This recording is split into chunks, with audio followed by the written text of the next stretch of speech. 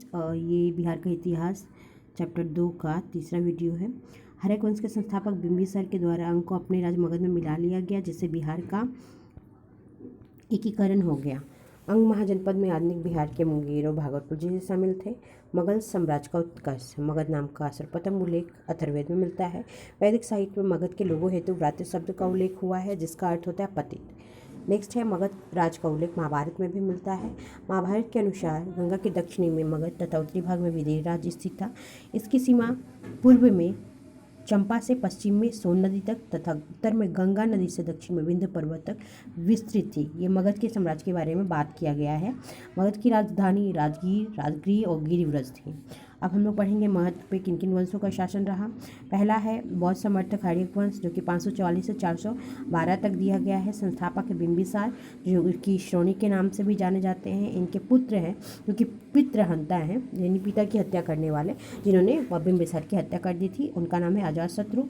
अजातशत्रु को हम लोग कुनी के नाम से भी जानते हैं, जो कि 493 से 61 ईस्वी पूर्व तक इन्होंने शासन किया।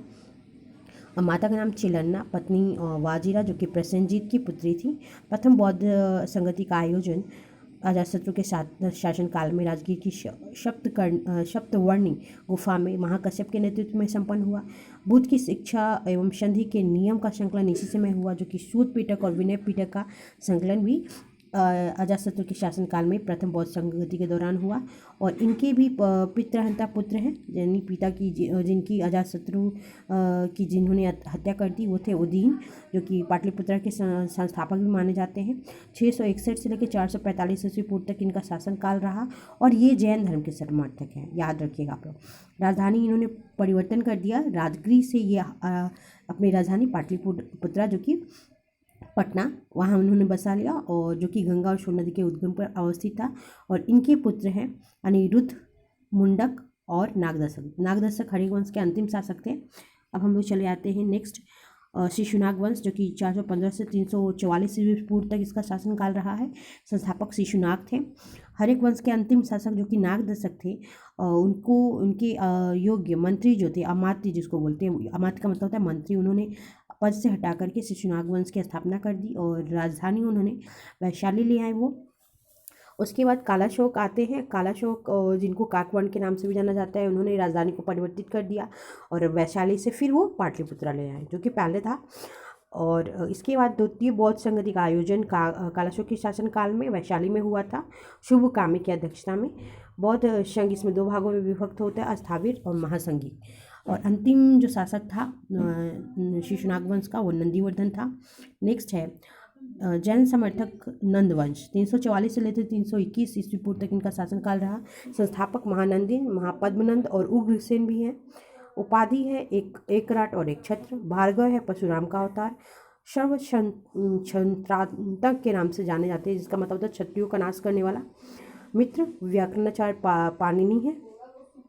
और इनके 8 पुत्र थे। पुत्र का नाम है जिनका 100 वर्षों का शासनकाल रहा, समझ सकते हैं आप लोग। पहला है पांडुगति, भूतपाल, राष्ट्रपाल, गोविशानक, उसके बाद दस्यसिद्धक, कैवर्त और घनानंद, जो कि अंतिम शासक था नंदवंश का। सिकंदर का समकालीन भी था घनानंद। ये क्वेश्चन पूछता है सिकंदर के समकालीन कौन थे, तो घनानंद थे, जिन्होंने चाणक्य की सहायता से चंद्रगुप्त मौर्य ने घनानंद को हरा दिया और उनकी हत्या कर दी और मौर्य वंश की स्थापना कर दी।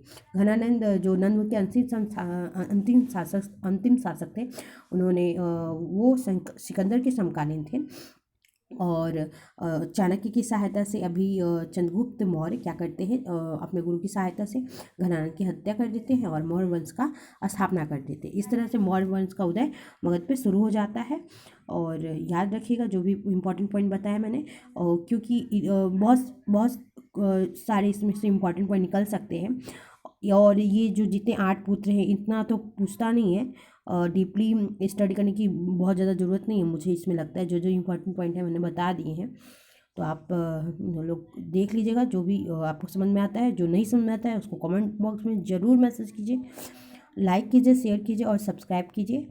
मिलते हैं नेक्स्ट वीडियो में।